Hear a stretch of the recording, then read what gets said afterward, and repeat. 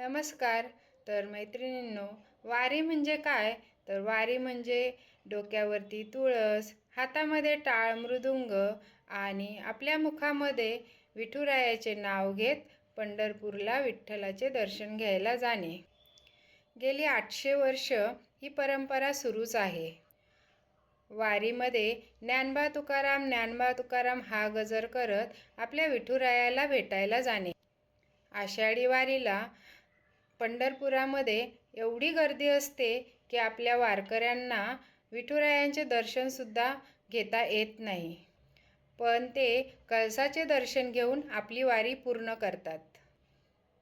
कारण वारकऱ्यांची अशी श्रद्धा आहे की आषाढी वारीच्या दिवशी साक्षात विठ्ठल भगवान हे कळसावरती विराजमान होऊन आपल्याला आशीर्वाद देतात. अशा प्रकारे वारकरी आपली वारी पूर्ण करतात. रामकृष्ण हरी. तुम्हाला विठ्ठलांचे पहिले वारकरी कोण होते हे माहिती आहे का? तर तो कोणी सामान्य भक्त नव्हता, तर ते होते साक्षात महादेव. एकदा महादेवांना वाटलं की पंढरपूर हे किती सुंदर तीर्थस्थळ आहे, आपण पण वारीला गेलो पाहिजे असा विचार करून ते वारीला निघाले. पण ते वारीला निघताना एकटे नाही निघाले, तर त्यांनी सोबत पार्वती, नंदी आणि गणपती यांनाही घेतले होते. ते पंढरपुरात पोचले चंद्रभागेच्या तीरावर. पण एवढी गर्दी होती की त्यांना पुढे जाणे शक्य होत नव्हते. तेव्हा त्यांना पार्वती माता बोलल्या की तुम्ही पुढे व्हा, मी इथेच थांब. म्हणून असे म्हटले जाते की पार्वती माता आजही चंद्रभागेच्या तीरावरती थांबल्या आहेत आणि तिथे आजही पार्वती मातेचे मंदिर आहे. पुढे जाऊन गर्दीमुळे नंदी थांबले. तिथे एक हनुमानाचे मंदिर होते.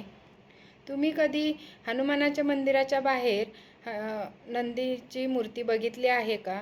पण पंढरपुरामध्ये बघा, हनुमानाच्या मंदिराबाहेर नंदींची एक मूर्ती आहे.